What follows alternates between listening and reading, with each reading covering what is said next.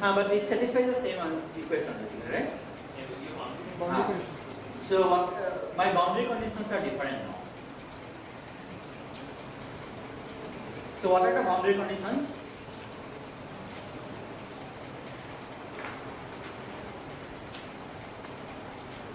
So this is 0. This is x0. At t equal to 0, what is the survival probability? 1. Right? So S x0, 0 is equal to 1. Right? So this is the initial condition. I need 2 more boundary conditions, right? Because it's the second order equation. So what are the boundary conditions? S 0 E. This is equal to what? So if I start from the origin, it will immediately cross the origin, right? So therefore this is 0. And if I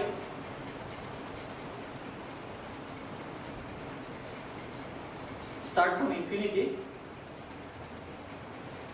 so it will take infinite time to cross the origin, right? If I just start from infinity. So it cannot cross the origin in finite time, so therefore it will always survive. So therefore this is equal to 1. So if you take these 3 conditions and solve this, you find that sorry? Yeah.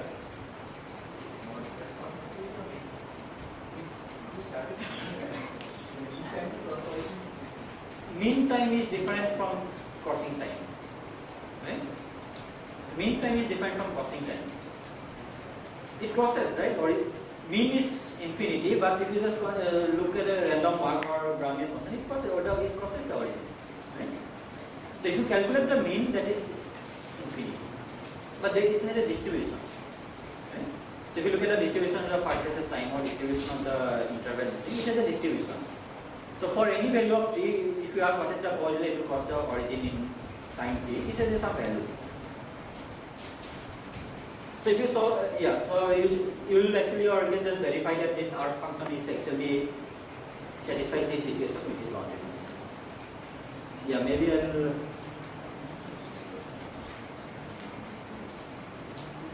Maybe I will stop here. Do you have any questions?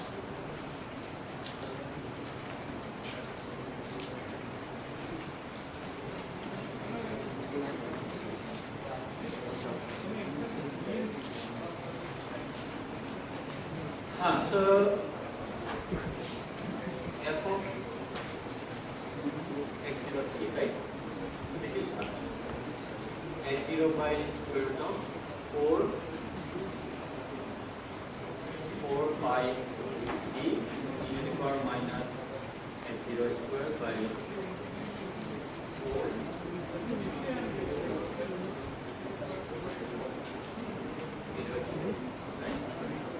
to calculate this object.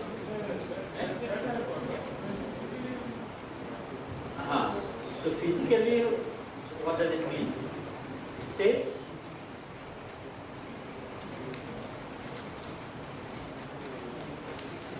so how do you calculate FRS?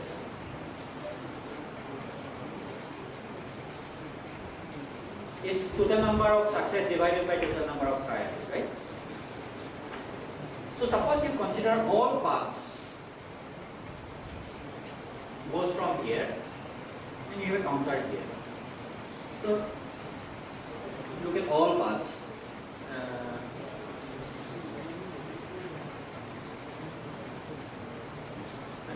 Look at all paths. Now eliminate all the paths which cross the origin up to that point. So that you eliminate. It has some fraction. So you eliminate that part. Now you look at in the ensemble of paths which has not crossed the origin up to at least up to this time.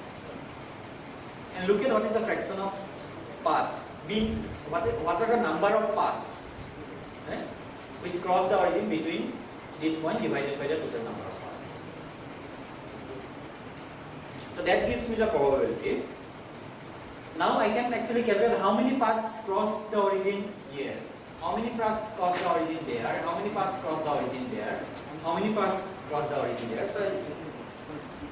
So I just look at this one and just so that gives me mean, right?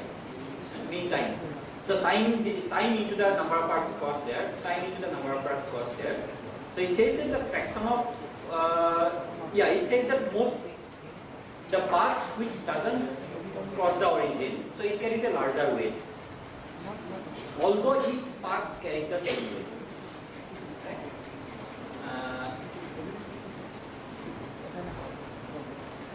Is it okay? Let's look at a random walk case.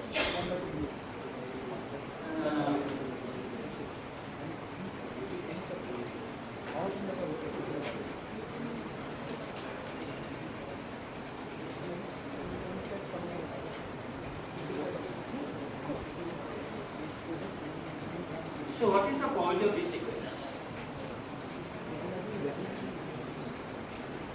And look at this one.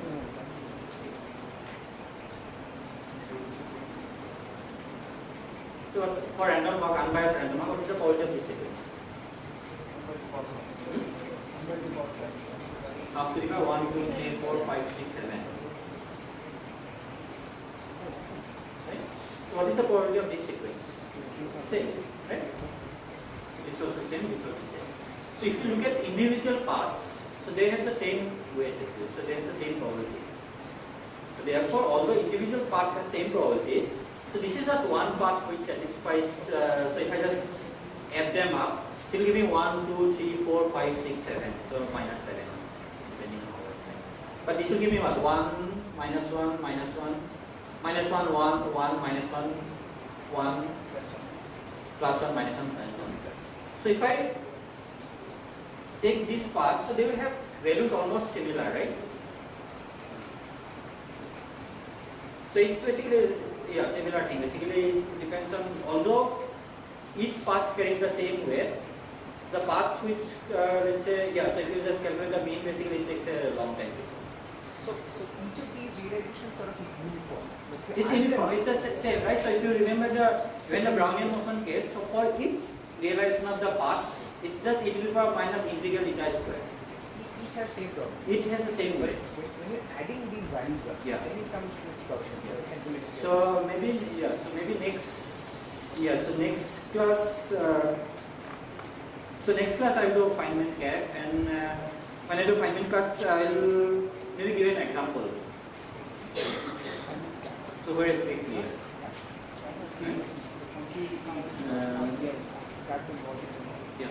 You had something? It was not clear why absorbing boundary condition corresponds to Px equal to 0. So suppose you have so what is the density near the absorber? Suppose you have lots of particles.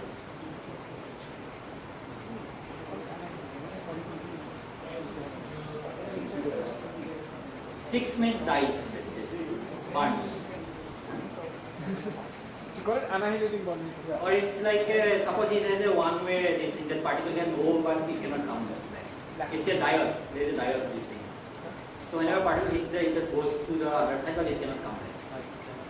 So what will be the density there? Density will be 0, but the current will not be 0, right?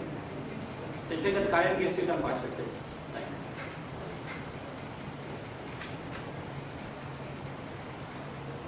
that.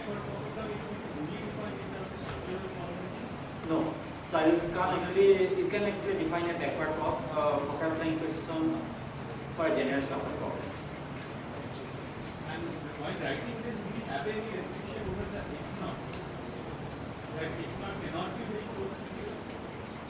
See, there is nothing like very close to 0. So compared to when you are describing using that phi of delta t delta x. So it says that basically, so you don't have to put the condition while writing the equation, so that condition you can put it in the boundary condition. Right? So this is what we did, right? Which one? Second one. This is what we did. So you can include that in the boundary condition. Okay, fine.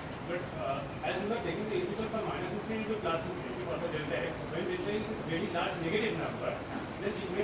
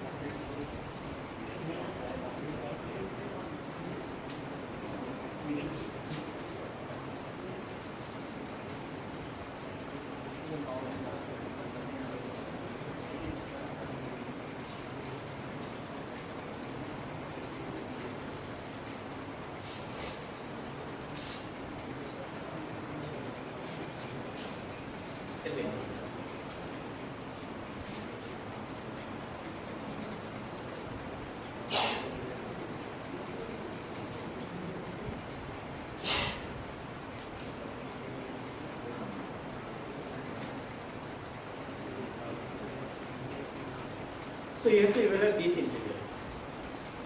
Right? So where your limit is a and upper limit is b. Right? So instead of this integral, you are evaluating this integral, right? So there is an error actually. So error is just defined between this integral minus other integral. So what is the error? It means that that's an error function. Huh? That's an error function. That depends on if this integral is a Gaussian integral. I mean, if the function is a Gaussian integral. Right? I am saying that in general. Suppose you have something like this integral, instead of that you are evaluating this integral. So what happens by error? So error goes to 0 actually as you take this delta going to 0. Okay? So this is like a saddle point approximation, right? Right? So when you do saddle point, what do you do? For any function, you just, if it decreases very fast, so just expand near the peak. So if you have here, and then in the limit delta going to 0, actually that becomes a Gaussian integral. So this is similar to a saddle point integral. Yeah, maybe next class is anyway. Any questions?